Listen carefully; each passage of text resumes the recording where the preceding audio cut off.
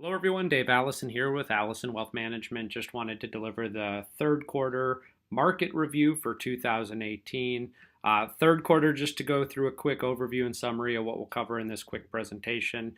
Go through a broad market summary, talk about the world stock market performance as a whole for the quarter, world asset classes, how they performed, dive into each of the three major markets that we invest in: the United States, international developed, and then emerging markets.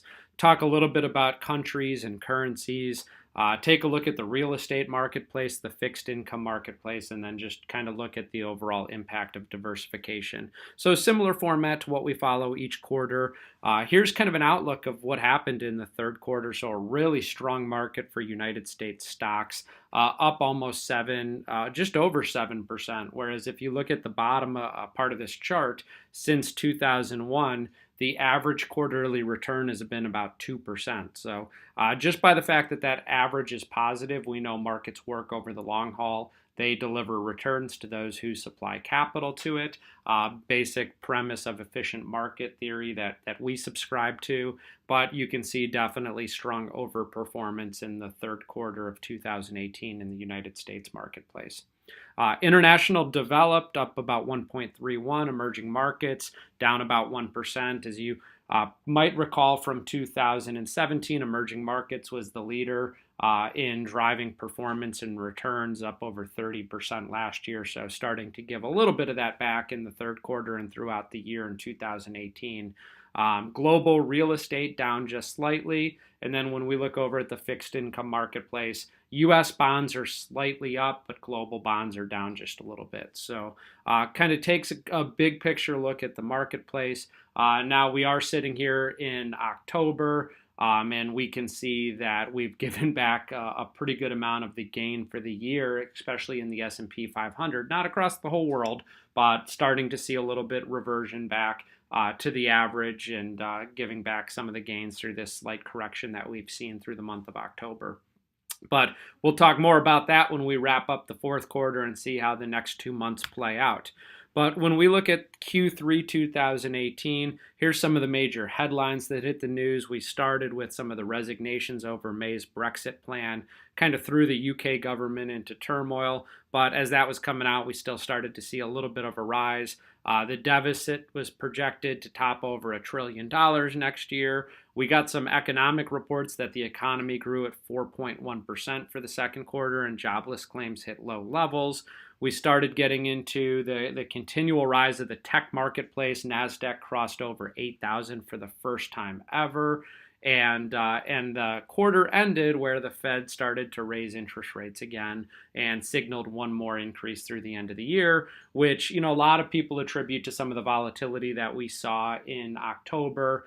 We started to see a bit of a bond sell-off. It came over into the equity marketplace. And in addition to that, I think people were selling in anticipation of some earnings, which is not something we're big believers in, trying to anticipate company earnings. And lastly, we see it towards the end of the year every year is people are just selling more for tax loss harvesting and rebalancing portfolios back to targets. So nothing that we're extremely fearful of. But this is an outlook of some of the major headlines. And then as we look across the entire last 12 months, so the fourth quarter of 2017 and the first 3 quarters of 18, again, what we do notice is that we ended higher than we started over the last year. Again, we started with headlines of new home sales growth surging to a 25-year high. We've seen a little bit of a slowdown of that towards the end of the year, but some of the mixed signals in between. NASDAQ crested over 7,000 as the tech giants roar. That was kind of in December of 17, which, again, if you look just 2 quarters later, we hit over 8,000. So a lot of the growth in the market has been fueled by big tech. And again, as we look into what's happened in October, we've seen a pullback there. But down at the bottom left corner is really where we focus on the long term. If you look over the last 18 years, you can definitely see still over a double of your money over that time period, going from 100 to over 200, almost 300 in terms of valuation there. So, while there's a lot of short-term noise and volatility, we really focus on long-term investment strategies and tilting towards premiums that have shown characteristics of higher expected return over the long haul for our clients' portfolios. And the other thing that I just want to note on is a lot of people get concerned when we see pullbacks like we're seeing right now in the stock market. They start to get concerned. I mean, flashbacks of 2008 start to come into their mind, and while nobody has a crystal ball and can predict that we're not going down that direction, what I do want to stress the point of is that market pullbacks are very usual. And if we look at the S&P 500 index, for example, over the last 30 years, every single year, we've seen one drop of at least 10% or more intra-year. So it's called volatility, right? And we're seeing sometimes 2-3% swings in a single day. But I just want to remind everyone that these pullbacks are completely normal in today's market environment. We see 3 times a year market drops by at least 5%, and 8 times a year we have 2% or more swings. And so again, this volatility is why we really don't pay a lot of attention to the short-term noise that's happening in the market, and we really focus on sticking to long-term strategies. So let's take a look at world asset classes. Again, I mentioned when we opened the S&P 500 index and the Russell 1000. So the S&P 500 are the 500 largest, generally growth oriented. The Russell 1000 is the 1,000 largest stocks in the United States marketplace. They led the charge in terms of performance at over 7.5%, 7.42 and 7.71 respectively. The Russell 3000 index, which is really the best proxy for the overall United States marketplace, was up about 7%. The Russell 1000 value led the way in terms of large cap, so large cap value. Russell 2000 index, which is really the small cap, 3.58. And then you could see down at the bottom, emerging markets, small cap, kind of, again, down 4.21%. But, in contrast, emerging markets, small cap was the market leader at over 30+% in 2017. So you can see where some of the different asset classes finished. When we look at the United States, large cap growth continued to lead the way at over 9%. Again, I showed big tech really powering a lot of the performance in the quarter, and obviously that's prevalent in large cap growth with Facebook, Google, Amazon, Microsoft, Apple, and some of the other big players out there. Again, our philosophy and through the data and the trending is that small cap and value outperform over time. Definitely doesn't happen every single quarter, which again, this was a quarter that we've seen that take place. It certainly doesn't happen every year either, but when we construct long-term portfolios, you can see down at the bottom, it doesn't even happen every 10 years.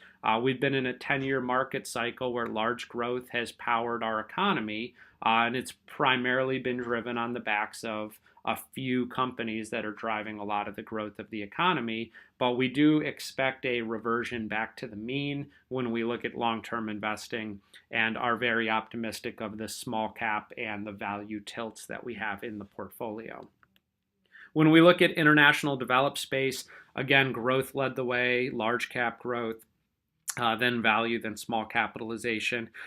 And you can see over the 1, 3, 5, and 10-year time periods. Now, developed stocks make up about 34% of the entire stock market capitalization, whereas if I flip back to the slide earlier, United States still dominates about 55% of the world's stock market capitalization, which is why if you look at the portfolios that we hold and that you hold with your money, we are still heavily tilted towards the United States to capture that premium and that dominance in the world marketplace.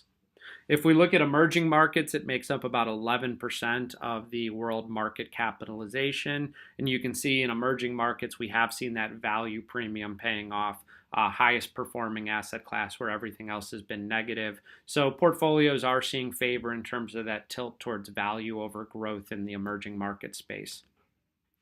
If we look at countries on the developed side, Israel, US, Sweden, Switzerland, Norway, all led the way with some positive growth, 6% plus for all of those countries, United States sitting at about 7%. You can see some of the countries that have been really volatile and having more downturn: Ireland, Belgium, Italy, Spain, UK, Portugal.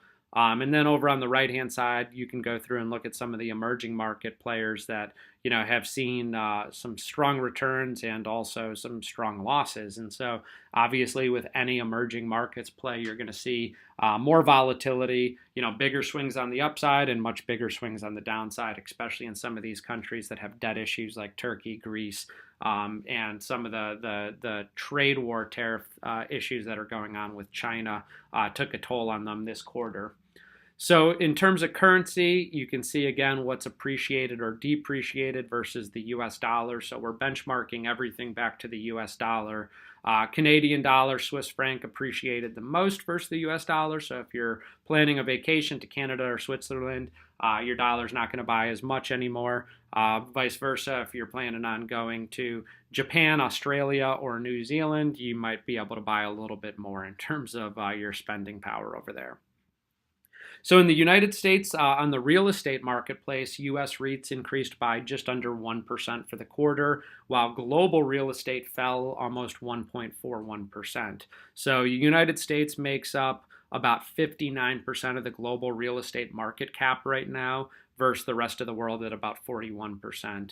And so this is actually, an area we're continuing to take a look at of potentially decreasing a little bit of real estate exposure in the U.S. and worldwide. And you could look at, the United States real estate market has definitely had a 5 and a 10-year track record of producing stronger returns than the rest of the world. And then last but not least, a topic that if you turn on the media, they're continually talking about. Well, a lot of people really focus on the stock market, especially the media, because that's what sells papers. The fixed income market is definitely an area that economists continue to look at, specifically the yield curve.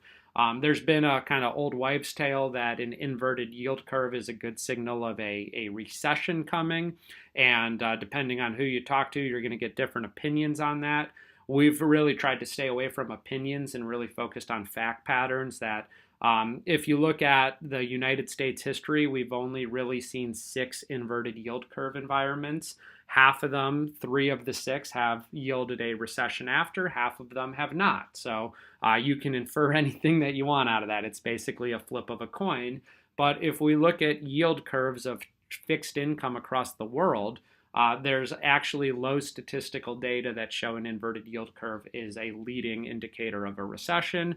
But we're starting to continue to see a flattening of the yield curve, which it does bring up some issues in terms of lending. It basically means that the premium that somebody is getting for loaning out money over a 10-year period is equivalent to the premium that they're getting for loaning money out over a 30-year period, which begs the question, why would anyone want to really loan money out for 30 years and earn the same interest rate as they could loaning money out for a 10-year period? And we've been doing a lot of proactive work in this area with our clients and the portfolios. A couple of the different factors is a few years ago, we started moving a lot more towards short duration, high quality fixed income, which eliminates a lot of the interest rate risk that would be prevalent in longer duration bonds. In addition to that, we've been looking at fixed income alternatives for our clients' portfolios, specifically those that are seeking retirement income.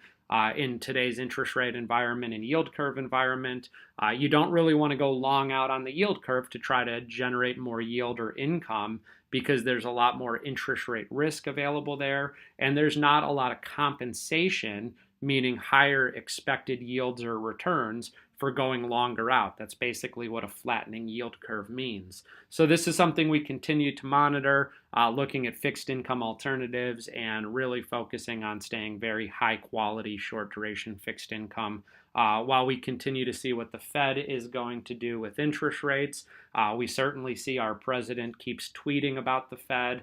I think he thinks he knows more than the Fed does about how interest rate movements impact the economy. And so we're a little bit probably more defensive than offensive here in terms of fixed income. last but not least, we'll just talk and cover the impact of diversification. We really focus on this, and what we do is we dissect it into quarterly returns. So if you look at a 100% stock portfolio for the quarter, in a diversified 100% stock, you'd probably be at about a 4.4% return for the quarter. If you add in fixed income, so the more fixed income you add in, the lower volatility, the lower the ups and downs you're going to have. So maybe you're a more conservative client. You want more of a balanced portfolio. You don't want the full ups and downs of the stock market. A 50-50 portfolio delivered about a 2.43% return, so about half of what you'd expect of a 100% stock portfolio. But you can see down in the bottom left-hand side, it's about half the standard deviation. So standard deviation is, a deviation from the mean. And so again, if you look at the average return over a 10-year time period of a 100% stock portfolio, it's about 8.77 with a deviation of about 15.83. That's how far your returns, you can expect them to deviate from the average. And over on the bottom right-hand side, you can just see kind of the ups and downs. And so you can see the 100% stock portfolio in dark blue at the top. You're taking on more risk. You should expect higher return for that risk that you're taking. But as you can see, volatility, especially in 2008 or 2000 in the dot-com bubble, bigger upside means bigger potential for downside also. But again, as long as you have a long-term outlook and you can have a plan for liquidity in your now bucket, have an opportunity or an income play in your soon bucket to ensure that you've got a proper time horizon for your investments in your later bucket, you could take advantage of these forces in the market. So again, we've had an interesting third quarter, definitely an interesting start to the fourth quarter as well, and we'll see how the rest of the year plays out. But again, I can't reiterate enough, long-term focus on these portfolios, and our investors will come out better ahead by keeping that long-term diversified focus. And if you have any questions, just give us a call, reach out to us. We're here to help, and we appreciate your support, your business, and placing your trust in us to handle your investments.